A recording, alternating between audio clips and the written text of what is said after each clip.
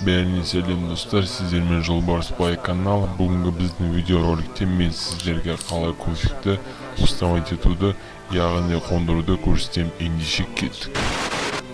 Мысалы, көбісі мен конфигімді қайдан скачать етуге болатынын сұрайды. Ол менің официальный группамда документы деген разделдің ішінде бар. Разделге кіреміз, үстіне басқанда уже автоматически конфиг скачать етіледі. Скачать етіліп болғасын сол папкасын ашамыз.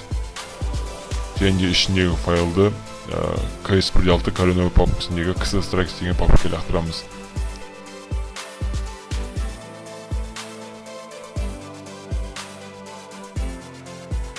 Егерде сіздерде осындай окошко шығатын болса, галочканы қоямыз да переместить замену дейміз. Сосын ks-ға кіріп, fs және конфигтің атын тереміз .kf.